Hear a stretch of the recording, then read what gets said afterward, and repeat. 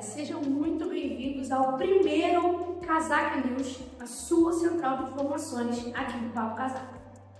Bom, no Casaca News de hoje, eu vou trazer para vocês todas as informações do dia do Vasco. Então, a primeira de hoje foi o possível acordo aí, que pode ser que aconteça, né, entre Vasco e Portuguesa. Tem também um time aí, cara, que não tira o nome do Vasco da boca, que é complicado. E agora, mais uma vez, está querendo se meter aí no Vasco, na recuperação inicial do Vasco. Lamentável. E com certeza, né, obviamente, vou falar com vocês também, a possível escalação do jogo que vai acontecer hoje à noite entre Vasco e Palmeiras no Allianz Parque. Claro que eu não vou deixar de falar isso aqui pra vocês. Os desfalques, lesões, quem entra, quem sai do time, enfim. Então, galera, fica aqui comigo que eu vou contar tudo isso pra vocês. Mas antes, eu não poderia deixar de pedir pra vocês conferirem aqui se vocês estão inscritos, tá? Confere, por favor. Pedir também pra vocês deixarem like, porque é muito importante pra gente, pro nosso trabalho. E, claro, compartilhar também aí. Eu sei que você tá no grupo do Vasco da Gama. Você tá no grupo. Compartilha já pra dentro aí. Olha as informações do Casaca News de hoje. Pronto, vai ficar todo mundo informado. Beleza? Bom, eu imagino que vocês devem estar se perguntando, né? Tá, que acordo é esse entre Vasco e Portuguesa? O que é isso? Então, gente, é o seguinte. A Portuguesa, né, ela tá passando por uma reforma no estádio dela, lá do Lúcio Brasileiro, da Ilha do Governador, enfim. E com isso, ela foi até o Vasco, procurou o Vasco, para poder oferecer um estádio para o Vasco jogar os seus jogos, né, com mando de campo, quando São Januário estiver passando por essa reforma. Cara, eu achei muito legal, tá? O estádio da Lúcio Brasileiro, da Portuguesa, tem 14 mil, espaço para 14 mil pessoas. Então, acho que é um bom público, óbvio que o Vasco precisa de muito mais, mas acho que seria legal ter alguns jogos nesse espaço, nesse estádio que comporta mais ou menos ali a mesma quantidade de São Januário, para a gente ter aquele estilo de caldeirão, aquela pegada que a gente sabe que só a torcida do Vasco tem, né? Então, acho que é interessante. E além disso, desses 14 mil, a Portuguesa também está tentando vender os naming rights do estádio. E com isso, a obra poderia estender um pouquinho mais e eles teriam, em vez de 14 mil lugares, 25 mil lugares ali para receber os torcedores. Então, acho que se isso se concretizar, ainda melhora mais ainda, né? Mas, então, assim, eu acho que é uma boa. A galera comentou também, eu vi muita gente falando sobre a questão do trânsito, né, que tem ali na Ilha do Governador, então realmente difícil de entrar e sair, gera muito trânsito. Mas eu acho que no momento, né, que está com essa questão do Newton Santos, Maracanã, a gente ter essa possibilidade de transformar um estádio num caldeirão, que é o que a gente está acostumado, a torcida do Vasco está acostumada, eu acho que é válido. Então, espero que o Vasco e a diretoria olhem com carinho aí essa procura. Essa notícia foi dada ontem, pelo Vene Casagrande. Ele soltou essa notícia no Twitter dele. A gente soltou também lá no nosso Instagram. Então, se você não segue ainda o Papo Casaca no Instagram, é muito simples. @Papo Casaca, igual aqui no YouTube. Vocês estão dando mole, tá? Vocês estão dando mole. Segue lá o Papo Casaca e vamos pro próximo assunto. Outro assunto, galera, eu nem queria estar falando aqui, tá? Vou ser bem sincera pra vocês, porque eu acho que a gente não deve dar palco pra esse tipo de palhaçada, tá? Eu vou dizer palhaçada, porque eu acho que quando você se mete, você não te diz respeito, você está agindo com palhaçada. Então, eu não queria também dar palco para esse time, nem espaço aqui dentro do nosso canal, que a gente fala somente sobre o Vasco da Gama. Mas, enfim, o Fluminense, mais uma vez, entrou com uma ação judicial contra a recuperação judicial do Vasco da Gama. Estou falando assim, bem pausadamente, porque é tão ao ridículo que eu vou falar bem assim para vocês entenderem, porque é inacreditável, entendeu? Se alguém tivesse somente me contando, eu não ia acreditar, mas é verdade. É verdade. E aí eles estão alegando, né, o jurídico do Fluminense entrou com essa ação, alegando que o processo de recuperação judicial do Vasco desrespeita a legislação esportiva. Enfim, cara, a ação que eles entram, que eles estão contestando é sobre o crédito do Vasco, da CNMD, que é da CBF, que o Vasco pediu, né? Então tá rolando isso tudo e eles estão contestando esse pedido do Vasco. Então, assim, cara, eu não queria me alongar, mas eu acho que o jurídico do Fluminense deveria olhar para o clube dele, em vez de estar olhando para o Vasco da Gama, deveria tocar lá o que ele tem para tocar no Fluminense e não ficar se atentando aqui no Vasco.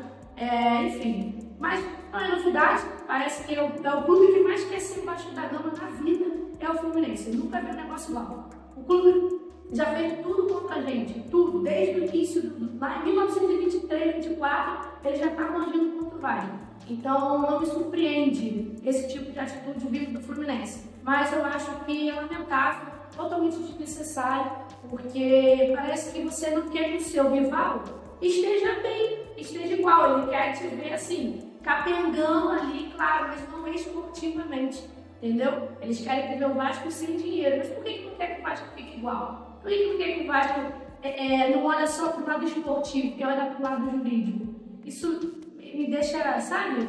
Enfim, entre tantas outras coisas que o Fluminense já fez aí diante do Vasco, né, ou contra o Vasco, essa é mais uma e eu não vou ficar me estendendo aqui não, porque, sinceramente, como eu falei no início, é uma palhaçada. A verdade é que eu sabia que o Vasco me incomodava, mas não desse jeito, né? Enfim, mudando completamente de assunto, vamos falar agora, claro, sobre a partida de mais tarde, aí, 7 horas da noite, Palmeiras e Vasco, pela 26ª rodada do Campeonato Brasileiro. Gente, infelizmente, né, o Vasco, quando solta ali, né, os relacionados para a partida, eles informam também sobre o departamento médico. E a gente teve a infeliz notícia que o Carlos Cuesta e a França estarão de fora dessa partida. A gente via o crescimento dos dois, né? O Carlos Cuesta chegou e parece que não sentiu absolutamente nada, estava fazendo grandes jogos. Matheus França, quando entrou também, logo no início, não faltou um pouquinho, mas na última partida já entrou melhor. Enfim, o Flamengo também foi bem, então a finalização de fora da área. Então, são jogadores que estavam crescendo cada vez mais por baixo, mas infelizmente sofreu essa lesão. O zagueiro, né, o Carlos Cuesta, sofreu uma lesão lá do toco da coxa. Não é uma lesão gravíssima, tá, gente? Não precisa se preocupar, nossa, mas quanto tempo ele vai ficar fora? Acho que nem chega a ser isso, tá? O Vasco e o departamento médico entenderam que era melhor poupar o jogador, deixar ele fazendo um tratamento intensivo, para que não forçasse ele aí se estourasse de uma forma pior e a gente perdesse o Cuesta ali pro restante da temporada. Acho que foi uma decisão acertada, tá? Tanto da diretoria do Vasco, mas principalmente do departamento médico, tá? E fisiologia. Então é isso, vamos sentir a falta dele nesse jogo, mas vamos ver se ele vai estar apto pro jogo do final de semana contra o Vitória. E aí o Matheus França é a mesma coisa, também uma lesão que não foi muito grave, ele teve uma entorse no joelho, desculpa. Ele teve uma entorse no tornozelo durante o treino, né? Coisa normal, gente. O jogador de futebol, ele está em contato o tempo todo, então isso vai acontecer. Então foi tranquilo também esse do Cuesta. Ele ficou no Rio para tratar essa lesão, né, e recuperar o mais rápido possível, porque o Matheus França vinha sendo quase o 12º jogador do Vasco, né? Coutinho cansado, o Diniz automaticamente botava o Matheus França para jogar. Então é isso, mas assim, não precisamos nos preocupar em fazer alarde com essas lesões. Vai dar tudo certo, acho que os jogadores vão voltar isso, não para a próxima rodada, mas para outra, né?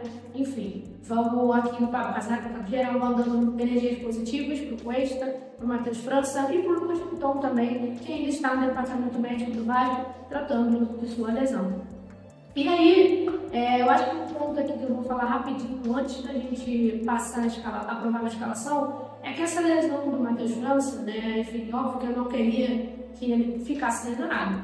Mas o Estrela, que faz essa função de camisa 10, fez na barra toda, jogou em alguns momentos antes de se lesionar também pelo Vasco, fazia bons jogos, pode ter uma oportunidade, né? Porque a gente sabe que o Felipe Coutinho não aguenta jogar o tempo todo. Então, ali no segundo tempo, ele está sempre sendo substituído. Então, acho que poderia ser uma oportunidade do Estrela estar entrando ali para substituir o Felipe Coutinho. Eu gostaria muito de ver essa substituição. Tomando aqui, agora eu vou falar sobre a possível escalação do Vasco. Cara, é o seguinte, né? Tem uma mudança forte.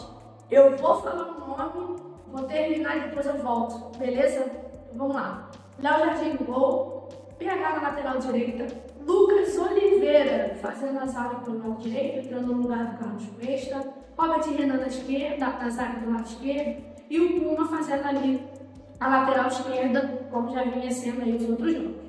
Meio de campo, Hugo Moura e Tietê, Coutinho, Rayan, Nuno Moreira e Verratti lá na frente. Como eu falei que eu queria voltar em nome, na verdade, voltar em dois, é o seguinte: Lucas Oliveira essa escalação, né, essa provável escalação, quem deu a informação foi o GE, a gente está trazendo aqui para vocês.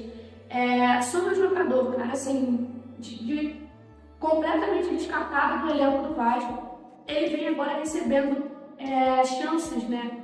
Seja no segundo tempo das partidas, quando o Robert Renan se machucou ali na partida contra o Flamengo, ele entrou também, fez um bom jogo. Então, assim, gente, acho que a gente pode dar tempo ao tempo. Obviamente que se ele está entrando nas partidas, né, veio entrando e agora tem chance de entrar até como titular, é porque ele está entregando nos treinos e a gente está gostando do que está vendo, então a gente tem que esperar para ver como é que vai ser o desenrolar. Eu achei curioso, porque o Lucas Freitas para essa partida, ele vai estar disponível, ele não cumpriu a suspensão, né, do terceiro cartão amarelo, então agora ele vai estar disponível, e mesmo assim, a opção e o que saiu no GE foi que o Lucas Oliveira venha ser como titular nesse jogo. Cara, outra coisa também que eu reparei do Diniz é que o Lucas Freitas errou em 2 lances, passes na saída de bola, né? E automaticamente o Diniz substituiu ele. Em um dos momentos, o Diniz recua o Moura, coloca ele na zaga de novo. E no outro momento, que ele jogou com o Bahia, e no outro momento, ele tira o Lucas Freitas. Assim que ele erra o passe, ele chama o Lucas Oliveira, faz substituição para o zagueiro entrar no lugar do Lucas Oliveira. Ele ficou até, do Lucas Freitas, a gente fica até meio sem entender ele na hora, mas eu vi claramente que foi porque ele tinha errado o passe e o Diniz ficou muito chateado com ele.